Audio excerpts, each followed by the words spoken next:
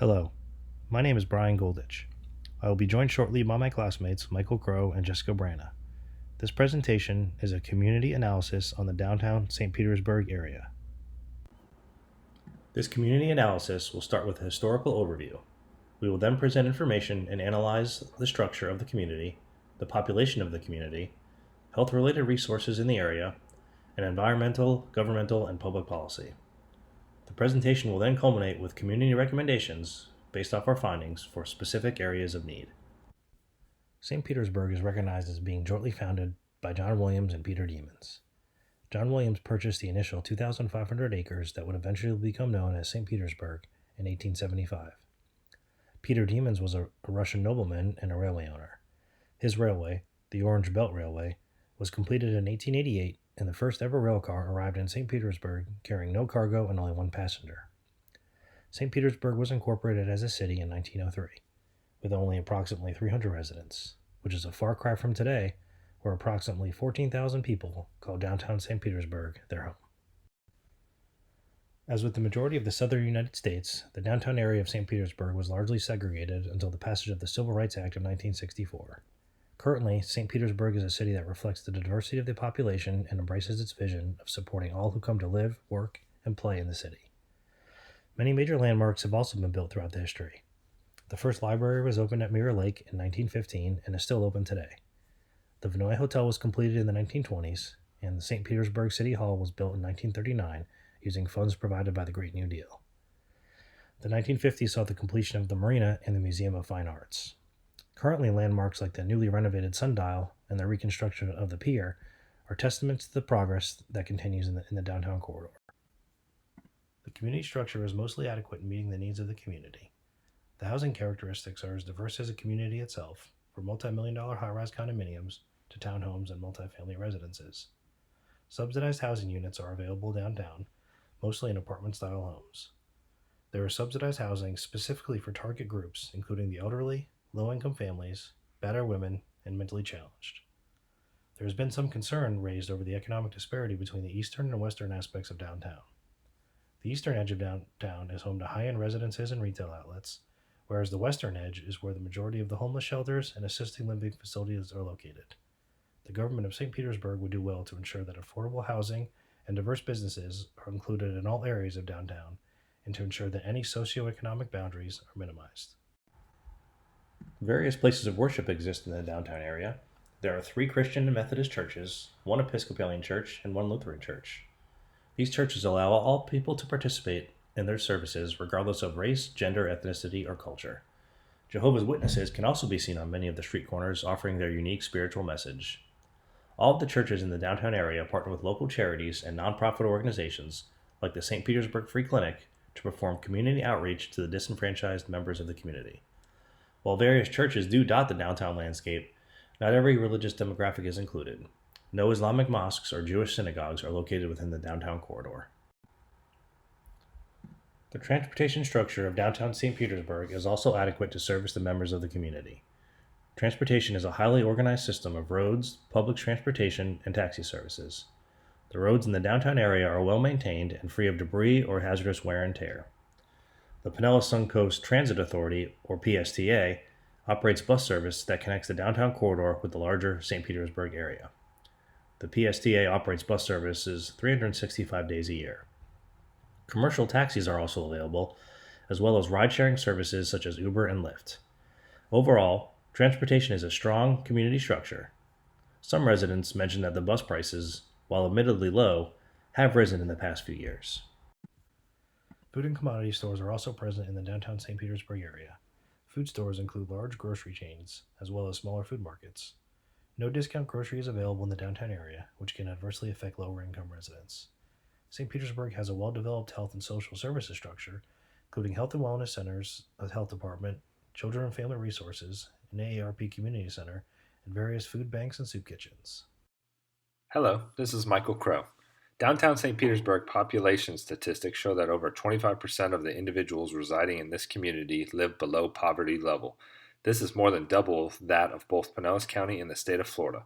Although the availability of public assistance programs bodes well for individuals in a community, downtown St. Petersburg residents are utilizing this assistance at astonishingly high rates. The amount of public assistance that the community members of downtown St. Petersburg receive is higher than the county and state average. Due to strikingly young population demographic, downtown St. Petersburg community members participate in risky health behaviors such as binge drinking, which places the community at risk. Hillsborough County, which neighbors Pinellas County to the east, has experienced similar health-related issues, with heart disease being the leading cause of death and unintentional injury being the third. These numbers mimic the leading causes of death in downtown St. Petersburg, which indicates that these health disparities may be more of a regional problem and not so community-specific. Downtown St. Petersburg residents have great access to many local health-related facilities ranging from big chain pharmacies to specialized healthcare clinics and Level 2 trauma center hospitals. This community is home to resources such as Planned Parenthood, which provides low-cost services to individuals in need of specialized healthcare assistance. Residents and visitors of this community benefit from the numerous affordable healthcare establishments in the nearby area. St. Anthony's, a nonprofit hospital, will not turn away an individual in need of care, regardless of his or her economic circumstances. There are also numerous low-cost clinics available within the community.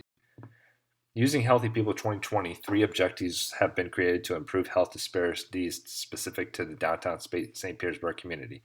The first objective would be decreasing the amount of unintentional injury deaths from 0.12% to 0.10% in the community. Currently, unintentional deaths in downtown St. Petersburg rank as the third leading cause of death.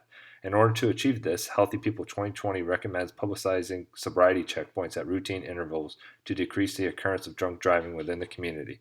The second objective would be reducing the number of deaths related to heart disease by 10%. As the second leading cause of death among community members, heart disease has not spared this community.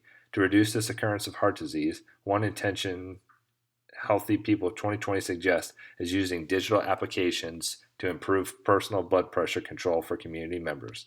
Lastly, downtown St. Petersburg should aim to decrease the amount of families living in poverty by 5%. Healthy People 2020 suggests implementing job training programs within the community to improve such rates. The community of downtown St. Pete offers a robust variety of environmental resources. The community is home to several popular nature parks that are regularly maintained and equipped with trails to encourage physical activity like biking and jogging. There are also stages for live performances and hosting events. A major drawback to these resources, however, is the homeless population that sets up residents under trees and on park benches. This issue is a cause of concern and deterrent to many of the residents. Other environmental resources include the North Shore Aquatic Complex and North Shore Sports Complex, both offering an accessible and safe environment for the population to exercise and socialize. There is only one designated recreational bike trail in downtown St. Pete. The downtown trail runs through First Ave and then north up Bayshore Drive. Any cyclist choosing to ride elsewhere is at risk of suffering injury, as the majority of downtown St. Pete is composed of congested, single-lane roadways offering no or very narrow bike lanes. Inadequacies such as this contribute to Florida being the leading state in America for cyclist fatalities. Downtown St. Pete adequately upholds the city's mission of a clean, sustainable environment through their sanitation resources. Residents are provided trash and recycling containers that are picked up once or twice a week. Other environmental services are a free composting program and rodent control. The community also partnered with the police department to start a graffiti abatement program. However, local artists are regularly commissioned to create abstract murals on the sides of buildings. In 2016, the city began switching their waste collection vehicles from diesel-powered to a clean-burning natural gas, successfully reducing over 3,800 tons of carbon dioxide emission to date and improving the air quality, earning the community a good score rating on the Air Quality Index. The most pertinent issue identified by community members were noise pollution and graffiti, both primarily stemming from the popular streets Central Ave and First Ave North, where there is a lively nightlife and bar scene. The City of St. Petersburg is governed by an elected mayor and city council. Downtown St. Pete is part of the 6th district of the city. City council and public meetings are held on Thursdays and open to the public. City Hall is currently closed for renovations and relocated to the Sunshine Center. Limited parking discourages attendance, but meetings are televised and council members' direct contact information is easily accessible online. St. Petersburg is currently in good financial standing and without debt. Over half of funding comes from taxes, and most of the budget goes towards salaries and wages. Current financial strains include the ongoing pier project and improvement of the sewer system. Both are posing big bills for the city and ratepayers. Evidence shows that members of the downtown St. Petersburg community are commonly placed at risk for injury and other detrimental health effects due to high-risk behaviors. Downtown St. Petersburg displays the need for an outreach program aimed at educating individuals about the negative health effects associated with high-risk lifestyles. Due to the high poverty rates and increased number of residents receiving public assistance, downtown St. Petersburg may also benefit from career and educational fairs that provide employers with the opportunity to find workers for their vacancies and provides much needed employment education to individuals in this lower economic group. Another need that can be identified is a lack of schools within the defined downtown area. There is a preschool, and actually, St. Petersburg College has a satellite campus in the downtown area. However, there are no elementary, middle, or high schools. The downtown area is zoned for public schools in the nearby vicinity, but no schools are physically located in the downtown corridor. This can be an issue because, according to the U.S. Department of Education, distance from schools has been shown to be a barrier to education, particularly for low income families. Another community need is the lack of hospitals directly in the St. Pete downtown area. It can be argued, however, that this is only a technicality, as 3 hospitals do in fact border the area, with St. Anthony's just to the north, and Bayfront, St. Petersburg, and Johns Hopkins All Children's to the south. Statistics show that Florida is the leading state for cycle and pedestrian deaths in America. More bike and recreational trails need to be developed, and existing trails must be made safer to protect this community's active population. Stricter noise ordinances should be enforced in residential areas of downtown St. Pete. It has been proven that disturbed sleeping patterns contribute to poor physical and mental health and increase the chances of unintentional accidents occurring.